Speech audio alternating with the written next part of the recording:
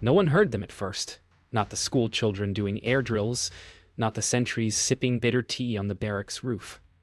Oh, the sirens hadn't even begun when the first contrail cut across the morning haze like a blade drawing blood. Up there, beyond the clouds, Lieutenant Ben Carter locked eyes on his target through a trembling gun sight, the Pacific still burning in his mind from takeoff. His Mustang's engine howled a hymn of power the enemy had never faced this close. Below, Lieutenant Sora Takahashi tilted his head skyward, confusion freezing in his gut. He'd been told the Americans couldn't reach Tokyo. The myth ended with that silver streak. Aiko Nakamura paused at her radio post, hand trembling over the switch as static hissed like distant surf. History had just arrived, wrapped in thunder. The air on Iwo Jima stank of fuel, salt, and something half like victory, half like a graveyard. Ben Carter ran a hand along the silver flank of his Mustang, feeling every rivet as if counting scars. Frankie O'Hara cracked jokes, trying to hide the tremor in his voice. Colonel Rourke's orders were short. Escort the bombers, no sightseeing, no heroics. But the unspoken message hung thicker than smoke. This mission would change everything. The Mustangs gleamed unnaturally clean against the black volcanic earth. Mechanics shouted, engines coughed, and men scribbled names on the sides of planes like prayers. When the propellers finally spun, the ground seemed to recoil. Somewhere across the sea, Japan slept, dreaming it was still safe. Sora Takahashi sipped cold tea, the taste metallic with fear. His squadron's barracks felt emptier each morning, the laughter thinner. Captain Kenji Mori stood before a cracked map of the Kanto region, tracing circles that shrank daily. "They'll come again," he murmured, voice like gravel in wind. Sora nodded, not believing it would be today. Outside, the city hummed. A strange, fragile normalcy. Vendors opened stalls, a bicycle bell chimed, and the smell of rice steam drifted through alleys. Aiko Nakamura cycled toward her post, her nurse's bag bumping against her hip. She looked up as a faint glimmer crossed the sky. So high it could have been a dream. In the makeshift operations tent, Colonel Rourke's voice cut through the static of the field radio. "Range is our weapon now," he said, eyes scanning the map where Tokyo sat like a promise. Ben and Frankie listened, half in awe, half in disbelief. The line between fear and excitement had thinned to a wire. "You'll be the first to take the fight to their doorstep," Rourke continued, his finger tapping the target. No one spoke. Outside, the wind carried the scent of oil and sea salt. The horizon looked endless, and yet, for the first time, within reach. Engines thundered in chorus as the Mustangs taxied into line. The runway shimmered in heat, black ash swirling like ghosts around their tires. Ben glanced once at the photograph on his dash, then at Frankie's thumbs up across the wing. "Let's go wake the Empire," Frankie mouthed. The prop wash whipped through his grip. When the throttle hit the stop, the world blurred into vibration and noise. The P-51s leapt forward, claws of steel tearing free from Earth. Iwo Jima shrank behind them, a dark wound in the sea, while ahead stretched a sky no one had ever crossed this way before. The sun climbed higher, and somewhere far beyond the horizon, the city still believed in safety. The Pacific stretched below like a living mirror, swallowing sound and distance.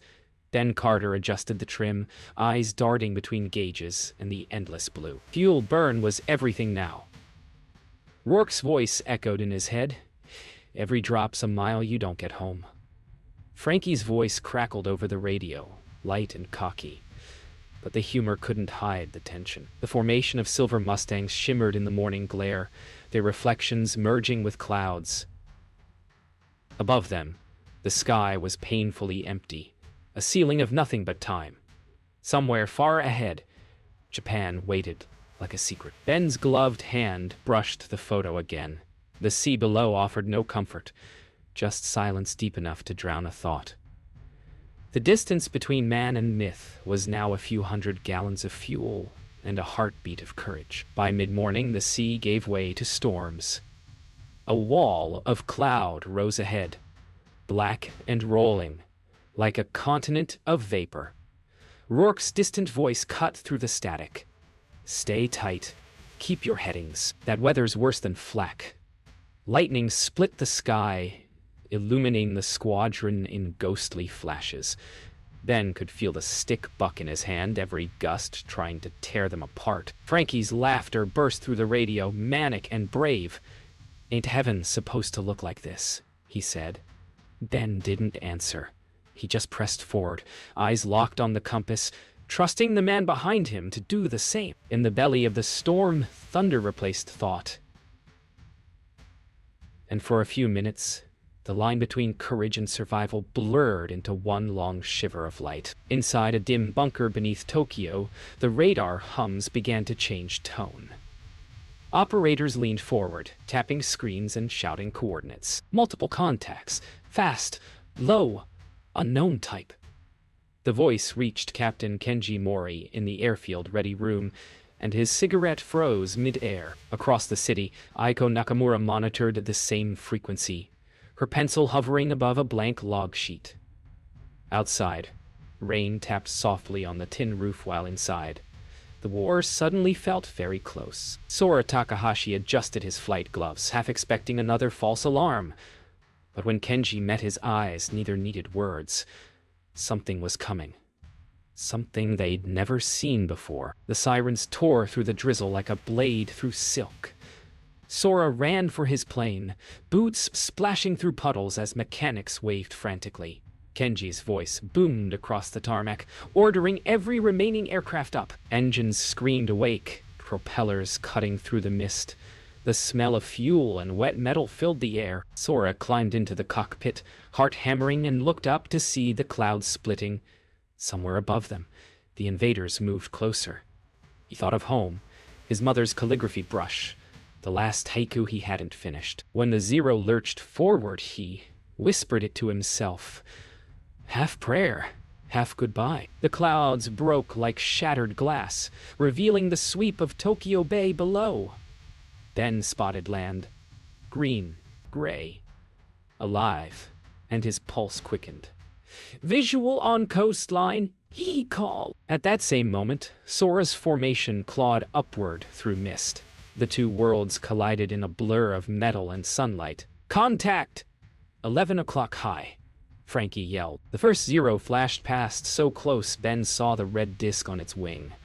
Tracers stitched the air between them, orange ribbons against white sky. For an instant, neither side believed what they saw. Then instinct took over. The Mustangs rolled into the dive, and the battle for Tokyo's sky began. The sky erupted into chaos. It was sudden, violent, and beautiful in the way only death could be. Ben Carter's world narrowed to crosshairs and instinct. His P-51, slicing through the clouds like a thrown blade. "They're faster than they look!" he shouted over the radio as a Zero whipped past, sunlight flashing off its wings. Sora Takahashi pulled into a climb, heart hammering, training, dissolving into raw reflex. The first burst of machine gun fire ripped through the space between them, tracer lines glowing like burning threads. Frankie whooped somewhere in the static, half-mad joy, half-terror. For the first time, Japanese pilots saw the silver predators that could reach their capital. And for the first time, American flyers saw the faces behind the rising sun. The air was no longer sky. It was a mirror where courage met consequence. Frankie O'Hara always said the chase was better than the kill. But up here, with the city below and fire on his tail, that bravado cracked. He spotted a fleeing Zero and dove after it, engines screaming, propeller blur strobing light over his face. Come on, he muttered, each breath sensing with the rattle of his guns. The Japanese pilot twisted with impossible grace, pulling Frankie deeper toward the bay. "Break off!" Ben's voice barked in his headset, but the thrill was louder. The sea rushed up fast, reflecting both planes in perfect symmetry. Hunter and hunted, both just men holding on to control. Frankie squeezed the trigger, Rounds flared out like sparks from a furnace. He didn't notice the second Zero closing behind him until the warning came too late. In her radio post, Aiko Nakamura pressed her ear to the headset, the sound of chaos crashing through the static. She heard fragments, English, Japanese, screams, and code. The city above her trembled as sirens wailed and the first debris fell from the sky. Through the window she saw people staring upward, faces white with disbelief. The enemy had always been a rumor beyond the sea, but now their engines roared directly overhead. She scribbled coordinates with shaking hands, heart pounding against her ribs. Somewhere out there were boys, barely older than the ones she'd treated in the wards, both sides believing they were saving something sacred. So close. She whispered to no one. Too close for gods to tell them apart. Sora's engine coughed once, then again, choking on its own fury. His Zero lurched into a stall, wings trembling as gravity took hold. Panic clenched his chest.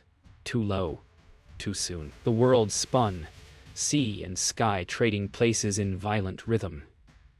Then, through the blur, a flash of silver swept alongside him. A Mustang. Ben Carter's Mustang. For one strange, suspended second, both men saw each other clearly. No flags, no language, just two pilots fighting the same beast called gravity. Ben's hand hovered over his trigger, then dropped the throttle instead. He rolled away, banking into the clouds. Sora's engine caught, sputtering back to life. Neither spoke, but both carried the silence that followed. A wordless truce drawn in vapor. The dogfight thinned, leaving streaks of smoke and the scent of burnt fuel hanging in the air. Frankie's voice was gone from the radio. Static swallowed it whole. Ben circled once, scanning the patchwork of sky, his chest hollow. "Two left with me," he called, voice low. Below, the bay glimmered with scattered wreckage and drifting parachutes. Over the horizon, dark smudges marked the retreat of the remaining Zeros. Sora limped home with a shuddering engine, Kenji's voice guiding him through the static. Aiko stood on the hospital roof, staring at the trails fading into blue. No victors, no peace. Only the brief silence that followed men who'd survived what others hadn't. The fight twisted into a storm of motion. Up, down, nowhere to go. Ben Carter rolled into a climb so steep his body screamed. The Mustang's wings trembled, bullets whistling past his canopy like hornets. Below, the ocean flashed silver, then vanished in cloud. Sora Takahashi countered in perfect spirals, chasing ghosts through vapor trails that broke apart under gunfire. Frankie was gone. Rourke's voice distant, the radio nothing but static prayers. Up here, gravity wasn't a law, it was a dare. Every second stretched into forever. Ben's breathing turned mechanical, the world a blur of altitude and instinct. When the two planes crossed paths again, they didn't fire. They simply kept turning, both refusing to fall first. The battle had become a dance, and time its cruel conductor. Iwa, Captain Kenji Mori, scanned the sky from his own cockpit, his instruments screaming with warnings. He could see Sora's Zero twisting below, pursued by the silver intruder. Every instinct told him to dive in to protect his wingman. But the enemy wasn't reckless. It moved with the calm precision of a man who knew how to wait. Hold position. Kenji ordered, though his own voice betrayed him. He dropped into a steep roll anyway, intercepting from above. The P-51 flashed across his sight picture, and for a heartbeat, he saw the pilot's eyes. Young, focused, human. Kenji hesitated just long enough for the angle to pass. The war didn't punish mercy right away, but it always remembered who gave it. The ocean caught fire where Frankie went down. Ben didn't see the hit, only the smoke. His radio crackled once, half a laugh, half a scream. And then silence. The Mustang vanished in a trail of flame, pieces falling like broken stars. For a moment, Ben wanted to dive after it, to see, to know. But the instinct for survival took over. "God damn it, Frankie," he muttered, eyes burning behind the goggles. Above him, a Zero cut across his path, gunfire flashing like camera bulbs. He jerked the stick, barely avoiding collision. The sky no longer belonged to anyone. It was a graveyard painted blue. In that instant, Ben understood what Rourke meant by range. How far you could go, and how far you'd fall alone. Sora lined up the Mustang in his gun sight. His thumb hovered over the trigger. The American's plane was limping, a ribbon of smoke trailing from its side. "Now!" Kenji's voice commanded through the static, sharp, final. Sora's breath caught. He saw the P-51 bank away, exposing the bright stencil of a woman and child taped to the panel. Something inside him cracked. He eased off the trigger, the barrels trembling. "He's yours," Sora whispered into the void. He pulled back, diving toward cloud cover as Kenji shouted his name. Down below, the enemy lived another second. Above, the air felt heavier than lead. In that quiet hesitation, Sora chose humanity over honor, and it nearly killed him. And then it was over. The last engines echoed away, leaving a hollow stillness that swallowed every sound. Ben leveled his plane, muscles trembling, heart pounding in the rhythm of the propeller. His fuel gauge blinked near empty. Below, the ocean shimmered in deceptive calm, swallowing the wrecks and the men who'd fallen.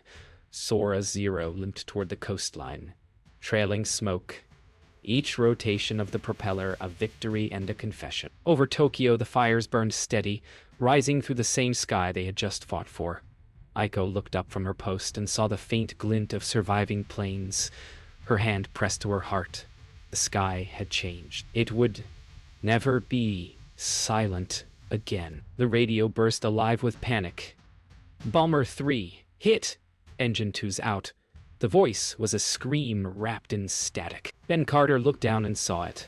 A B-29 trailing fire, dropping altitude fast, heading straight for the city below.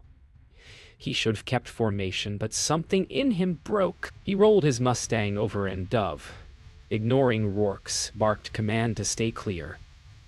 Below him, Tokyo looked unreal. Rows of houses, schoolyards, the glint of rivers slicing through smoke. His oxygen mask pressed tight against his face as he descended, chasing the wounded bomber like a guardian gone rogue.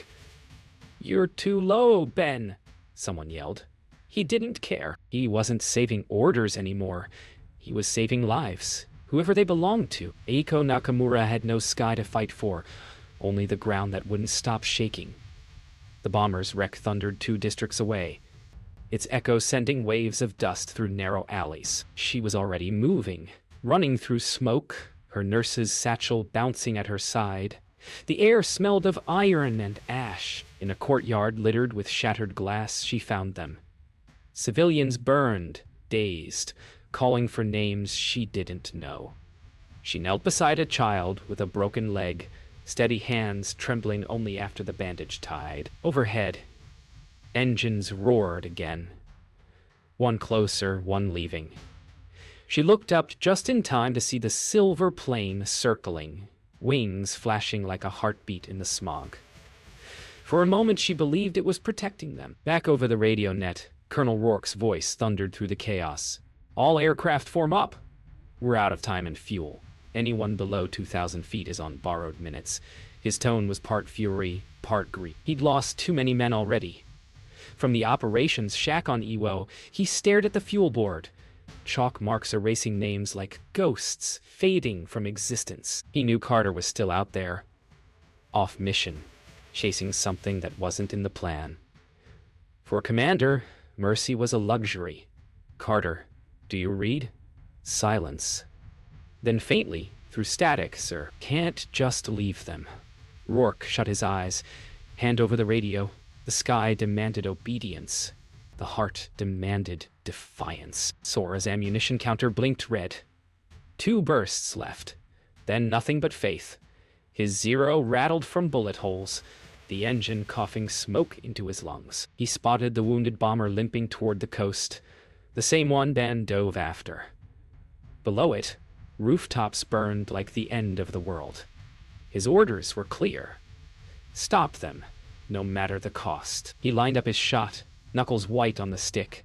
The bomber's crew bailed out one by one, parachutes blossoming over the city like slow snow. Sora hesitated, watching tiny white figures drift against the fires. "Not today," he whispered. He peeled off, engines sputtering. He had nothing left to fight with, except the quiet decision not to destroy what was already burning. Ben saw the Zero trailing smoke below and knew its pilot was done fighting. But when a burst of flak exploded near the wounded bomber, something inside him shifted. He rolled his Mustang and dove, chasing the flak guns that had opened fire from a riverbank. The world funneled into motion and noise.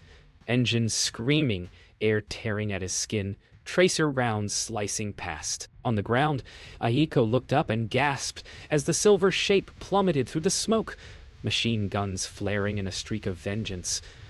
The gun emplacement vanished in flame. Ben pulled up hard, the G-force crushing his breath. The plane barely cleared the rooftops. For a heartbeat, the Mustang and the nurse locked eyes through the haze. Strangers bound by a moment neither would ever speak of. The chalk squeaked like bones. On the debrief board at Iwo Jima, Rourke wrote numbers no one wanted to read. 6 sorties gone, 2 confirmed kills, 5 men unaccounted for. The tent smelled of sweat, kerosene, and quiet shame. Ben stood at the back, face hollow, still in his flight gear. No one spoke Frankie's name aloud, but it hung in the air like gunpowder. Rourke's voice broke the silence only once. "Gentlemen, Tokyo's not invincible, but neither are we." The men nodded mechanically, the weight of survival pressing like sandbags on their hearts. When the meeting ended, Ben stayed, staring at the board, until the lanterns hissed out. He wasn't thinking about victory. Just the sound of his friend's laugh, still echoing in static. Ben sat alone in the barracks, paper trembling under his hand. He tried to write the words. Frankie didn't make it, but the pen wouldn't move past the first letter. Outside, rain hissed on metal roofs, a lullaby for the broken. Around him, men slept in uneven breaths, some murmuring, some silent, all carrying pieces of ghosts. He folded the unfinished note and tucked it beside the photo on his bunk. Tomorrow he'd fly again. Tomorrow he'd pretend to believe in purpose. But tonight, the only sound was the ocean pounding against Iwo's black sand, washing at the edges of their courage. War didn't end when the engine stopped. It just found a quieter way to keep flying. More shogun speak. Intensity to watch now. In the hangar outside Tokyo, Captain Kenji Mori walked the line of burned-out aircraft, counting quietly under his breath. The smell of fuel and metal made his eyes water. Sora Zero sat apart from the others, riddled with holes, the paint blistered from heat. Sora leaned against it, pale, his uniform stiff with oil and blood. "You lived," Kenji said simply. "For now," Sora replied, forcing a ghost of a smile. The colonel nodded, lighting a cigarette that shook between his fingers. "Then live harder tomorrow." The wind moved through the open doors, scattering ash across the floor like snow. For the first time, Kenji didn't feel like a hero. Just a man standing inside the echo of what bravery used to mean. Wow. Aiko's pencil moved with mechanical rhythm. Names, numbers, sometimes just the word unknown. Her hospital was a converted schoolhouse, now filled with the scent of iodine and smoke. Rows of stretchers lined the hallways, each body swaddled in bandages that looked more like surrender than healing. Outside, the fires had dimmed, leaving the city coated in gray ash that muffled every sound. She paused once, hearing engines far away, foreign, fading. On the ledger beside her, she wrote a final line not meant for anyone to read.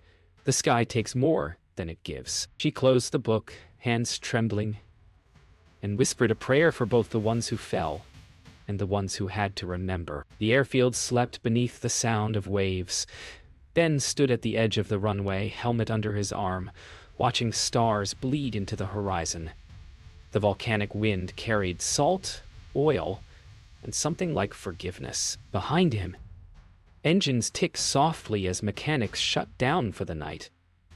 He could almost hear Frankie laughing somewhere between the gusts. "You made it back," Ben whispered to the dark. He didn't expect an answer. Across the sea, he imagined Tokyo's glow. Sora looking up at the same stars. Aiko closing her eyes against the same wind. The war would continue tomorrow, but for this one quiet hour, every survivor shared the same silence. By summer, the raids became routine. The sky filled with silver wings every morning, and Tokyo learned to live beneath them.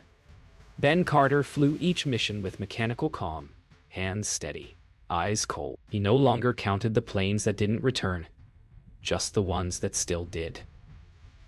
Below, Sora Takahashi sat in a briefing room stripped of hope, listening to new orders that sounded like old prayers. The men still saluted, still flew, still died, but none believed any more in victory, only in endurance. Aiko worked through the days without looking up, her hands raw from scrubbing wounds. Somewhere between sunrise and sirens, fear had become normal. The war had turned into weather, always there, always falling. Every contrail told a story now. Some lingered longer than others, curling into shapes the wind refused to erase. Ben found himself tracing them with his eyes, wondering which belonged to Frankie, or to the men who never made it home. Rourke said nothing during briefings anymore. His chalkboard was cleaner than it should have been. Across the sea, Sora stared at those same white scars from the hospital garden, his bandaged arm resting against his leg.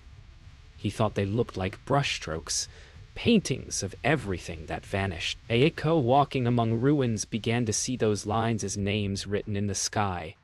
The war had stolen too many voices, but it had left marks that refused to fade. In Tokyo, Sora ate rice with his left hand, the other bound tight in gauze. Outside, the city was quiet, except for hammers rebuilding walls faster than graves. Aiko passed his ward doorway, offering a brief nod, one survivor recognizing another. Across the ocean, Ben ate powdered eggs in the mess hall, the same taste of metal and salt. The men joked about going home, but no one laughed loud enough to believe it. In both cities, morning light fell through the same thin clouds, the same weary sun. Two soldiers from opposite sides chewed the same silence, wondering if the other was still alive, not knowing how close they were in thought. Months later, a courier brought Ben a small package from headquarters. Inside, a fragment of metal etched with kanji, recovered from a downed Zero. He ran his fingers over the markings, unable to read them, yet feeling the weight of the man who once owned it. He tucked it, beside Frankie's lighter, in his flight bag. Two halves of a single story. In Tokyo, Sora placed his damaged pilot badge on a child's memorial, whispering thanks to the unknown American who hadn't pulled the trigger. Mercy had no flags. It was simply what kept the world from turning to ash. Somewhere in the distance, Aiko's voice drifted from a radio broadcast, reading names of the lost. Ben listened. He didn't understand the words, but he knew the meaning. The war ended, not with cheers, but with silence. On his final sortie, Ben flew low along the Japanese coast, the engine humming like an old hymn. Below, the fields shimmered in morning haze. He didn't look for targets, only for the shape of a city that once burned. Over Tokyo, Sora stood on a rooftop beside Aiko, both staring up as the silver plane passed overhead. It didn't drop bombs, it didn't shoot. It just circled once, dipping its wings before fading into cloud. Aiko lifted her hand to the sky, and Sora closed his eyes. Ben smiled for the first time in months, whispering, "We made it back." The contrail stretched across the heavens, fading slowly, softly, like forgiveness written in light.